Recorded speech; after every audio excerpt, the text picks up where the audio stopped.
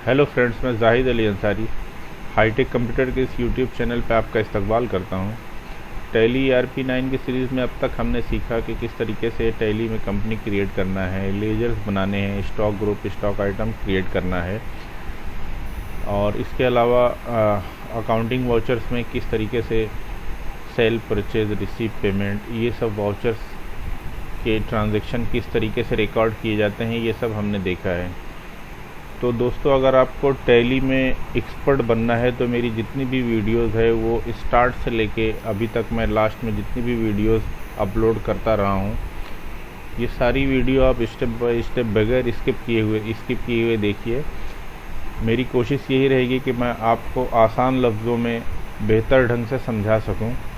तो अगर आप देखते रहेंगे इस तरीके से तो आपको टैली में एक्सपर्ट आप बन जाएंगे। तो चलिए शुरू करते हैं। तो कोई भी वाउचर एंट्री में ट्रांजैक्शन रिकॉर्ड करने के लिए हमको अकाउंटिंग वाउचर्स में जाना रहता है। तो अकाउंटिंग वाउचर्स के लिए हम V प्रेस करेंगे, हमारा अकाउंटिंग वाउचर ओपन हो गया है। अब इसमें हमको कॉन्ट्रा एंट्री में जाने के लिए F4 फंक्शन की प्रेस करना है, तो हमारा कॉन्ट्रा वाउचर ओपन हो जाएगा।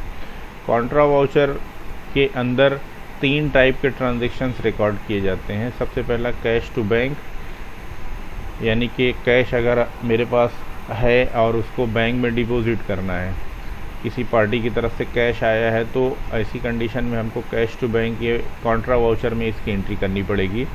और अगर हमको एक्सपेंसेस के लिए या किसी सैलरी देने के लिए बैंक से कैश निकालना है तो ये बैंक टू कैश सेकंड जो है वो बैंक टू कैश, ये भी कॉन्ट्रा वाउचर में एंट्री करनी पड़ेगी।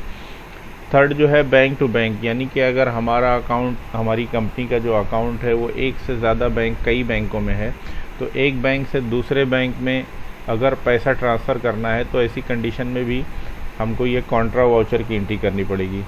तो दोस्तों, ये कॉन्ट्रा वाउचर के अंदर सिर्फ यही 3 टाइप के ट्रांजैक्शंस रिकॉर्ड किए जाते हैं और चौथा इसमें कुछ भी नहीं रहता है। First cash to bank, second bank to cash और थर्ड बैंक टू बैंक। इसमें आप इस तरीके से समझ सकते हैं कि देने वाले और लेने वाले इसमें हम ही रहते हैं। इसमें बाहर की कोई थर्ड पार्टी नहीं रहती है कि जिससे हमको लेना है या देना है। इसमें लेना भी हमको है और देना भी हमको ही रहता है। या आसान लफ्ज़ों में आप इसको इस तरीके से समझ लीजिए कि हमारा पैसा एक पॉकेट में से निकाल के दूसरे पॉकेट में हमको रखना रहता है। तो इस टाइप की एंट्री कॉन्ट्रा वाउचर में की जाती है। तो चलिए हम कॉन्ट्रा वाउचर के अंदर किस तरीके से ट्रांजैक्शन रिकॉर्ड करने हैं वो देखते हैं। आप समझ लीजिए फॉर एग्ज़ाम्पल कि हमको 20,000 रुपये एक्सिस बैंक से निकालना है। तो सबसे पहले इसमें 2 टाइप के, आप इसमें पर्सनल अकाउंट और रियल अकाउंट का रूल याद रखिए, तो आपको डेबिट क्रेडिट में परेशानी नहीं होएगी। तो एक्सिस बैंक ये जो है पर्सनल अकाउंट में आएगा, इसको भी आप एक आर्टिफिशियल पर्सन समझ के चलिए। तो पर्सनल अकाउंट का जो रूल है, debit the receiver, credit the giver. तो अब बैंक से हम निकाल रहे हैं, यानी बैंक देने वाला है, तो वो क्रेडिटर हो जाएगा। और कैश जो है वो रियल अकाउंट में आता है। रियल अकाउंट का रूल है कि debit what comes in, credit what goes out. जो भी आ रहा है उसको डेबिट करना है। तो सबसे पहले हमको यहाँ पे एक्सिस बैंक सेलेक्ट करना है और यहाँ पे आप देख सकते हैं कि लिस्ट ऑफ लेजर्स में जो यहाँ पे है, इसमें सिर्फ कैश और बैंक ही आ रहा है, क्योंकि इसमें कैश और बैंक के ही ट्रांजैक्शंस रिकॉर्ड किए जाते हैं, इसलिए दूसरे जितने भी लेजर्स रहते हैं वो डिस्प्ले नहीं होते हैं। तो यहाँ पे हमको सेलेक्ट करना है एक्सिस बैंक। एक्सिस बैंक में हमारा 2 लाख रुपये डिपॉजिट है, यानी बैलेंस हमारा 2 लाख रुपये है। अब समझो हमको 20,000 रुपये निकालना है, तो यहाँ पे मैं लिखूँगा 20,000 के बाद मैं यहाँ पे चेक से अगर निकाल रहा हूँ तो चेक यहाँ देना है। और इंस्ट्रूमेंट नंबर के अंदर यहाँ पे मुझको चेक नंबर लिखना है, डेट देना है और ये जो निकाल रहा है उसका नाम रहेगा। अब डेटर्स में हम ये कैश निकाल रहे हैं तो कैश अकाउंट डेबिट होएगा। जिस तरीके से मैंने बताया कि कैश जो है ये रियल अकाउंट में आता है। रियल अकाउंट का रूल है कि debit what comes in, credit what goes out. जो आ रहा है उसको डेबिट करना है। तो आप ये दोनों रूल कॉन्ट्रा वाउचर की एंट्री करते वक्त ध्यान में रखिए, पर्सनल अकाउंट और रियल अकाउंट, क्योंकि बैंक जो है वो पर्सनल अकाउंट में आता है और कैश ये रियल अकाउंट में आता है। तो रियल अकाउंट और पर्सनल अकाउंट का रूल अगर आप याद रखेंगे तो कॉन्ट्रा वाउचर के अंदर आप जो भी ट्रांजैक्शंस रिकॉर्ड करेंगे उसमें आपको गलती नहीं होगी। तो पहली वीडियो जो मेरी है कंपनी ये क्रिएशन की, उसमें मैंने आपको इंट्रोडक्शन ऑफ टैली में पहले मैंने आपको बताया हुआ है कि पर्सनल अकाउंट का रूल क्या है, रियल अकाउंट का रूल क्या है और नॉमिनल अकाउंट के रूल क्या हैं। ये जो तीनों गोल्डन रूल्स हैं टैली के, वो आप ध्यान में रखिए। अगर आपने मेरी पहली वीडियो जो इंट्रोडक्शन ऑफ टैली है वो नहीं देखी है तो आप अभी उसको देख लीजिए। तो 20,000 मुझको कैश निकालना है, तो यहाँ मैंने कैश सिलेक्ट किया, तो कैश देखिए 20,000 आ गया। अब यहाँ पे मुझको नरेशन लिखना है, being cash withdraw from axis bank, या जो भी आपको नरेशन लिखना है, नरेशन का ट्रांजैक्शन से कोई ताल्लुक नहीं रहता है। एक्सेप्ट यस किया, कॉन्ट्रा वाउचर की एक ये एंट्री हो गई, बैंक टू कैश यानी बैंक से मैंने कैश निकाले हैं। और सेकंड है कैश टू बैंक, ये समझ लीजिए कि कैश मुझको डिपॉजिट करना है बैंक में, तो सबसे पहले मुझको कैश सिलेक्ट करना है। यहाँ पे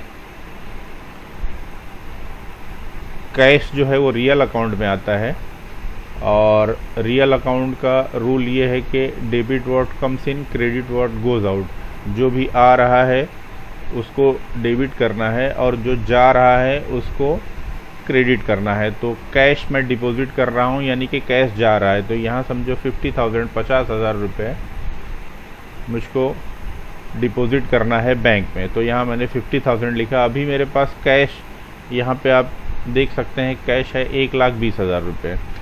अब यहाँ पे जैसे ही मैं 50,000 टाइप करके इंटर करूँगा तो यहाँ देखिए अभी जो कैश मेरे पास बैलेंस है वो 70,000 है, तो 50,000 माइनस हो गया है। ये ऑटोमेटिकली जैसे ही हम सिलेक्ट करते हैं ये माइनस हो जाता है। अब डेबिट किसको करना है? बैंक को। बैंक जो है वो पर्सनल अकाउंट है। पर्सनल अकाउंट का रूल है कि debit the receiver, credit the giver. जिसको मिल रहा है उसको डेबिट करना है, तो बैंक अकाउंट डेबिट होएगा। तो यहाँ पे मैं एक्सिस बैंक को डेबिट कर रहा हूँ। यहाँ 50,000 यहाँ पे मेरा इसमें जमा हो गया। यहाँ मुझको अगर नोट लिखना है कि जो मैं कैश डिपॉजिट कर रहा हूँ 2,000 के कितने नोट्स हैं और 1,000 के कितने हैं, 5,000 के कितने हैं, ये सारी एंट्री अगर मुझको करनी है जिस तरीके से मैं कैश बैंक में डिपॉजिट करने जाता हूँ उस वक्त, तो वो सारा रिकॉर्ड्स आप यहाँ पे रख सकते हैं। कि समझो सपोज़ मेरे पास 25 नोट्स हैं 2,000 के, तो ये 50,000 हो जाते हैं। तो यहाँ मैंने कौन कौन से अमाउंट के कितने नोट हैं ये सारी एंट्री मैं कर सकता हूँ। यहाँ पे नरेशन टाइप करके यहाँ मैंने ये सेव कर दिया। तो ये सेकंड एंट्री मेरी हो गई कैश टू बैंक, यानी कैश मैंने बैंक में डिपॉजिट किया। अब थर्ड एंट्री जो है मेरी वो बैंक टू बैंक, यानी मेरा जो अकाउंट है, मेरी फर्म का जो अकाउंट है वो दो बैंकों में है। एक बैंक है एक्सिस बैंक, दूसरा ICICI बैंक में। तो जिस बैंक से मुझको ट्रांसफ़र करना है पहले उस बैंक का नाम आएगा, वो बैंक अकाउंट क्रेडिट होएगा, दोनों पर्सनल अकाउंट में आएगा। तो पर्सनल अकाउंट का जो रूल है वो है कि debit the receiver, credit the giver. तो जो दे रहा है तो एक्सिस बैंक पहले क्रेडिट जो होएगा वो एक्सिस बैंक होएगा। एक्सिस बैंक से सपोज़ एक्सिस बैंक में मेरा जो पैसा बैलेंस है वो है 2,30,000 रुपये। अब यहाँ पे मैं गलती करता हूँ, यहाँ पे समझो आपको बताता हूँ कि 2,30,000 की जगह मैं अगर 3 लाख लिख देता हूँ तो यहाँ पे देखिए ये निगेटिव में आ गया, ये रेड कलर हो गया। रेड कलर हो गया मीन्स कैसे 3 लाख रुपए मेरे पास थे नहीं और मैंने यहाँ पे 3 लाख रुपए बैंक से ट्रांसफ़र कर रहा हूँ, तो ये निगेटिव में आ गया अमाउंट मेरा, इसलिए ये रेड कलर हो गया। तो ये आपको नहीं करना है। आपके बैंक में जितना अमाउंट है आपको उतना ही ट्रांसफ़र करना है। जैसे 2,30,000 अगर है मेरे पास में, समझो 40,000 रुपीज़ मैं यहाँ से ट्रांसफ़र कर रहा हूँ ICICI बैंक में। तो यहाँ मैं चेक नंबर और सारी डिटेल्स, इंस्ट्रूमेंट नंबर ये अगर जो है वो वही चेक नंबर रहेगा।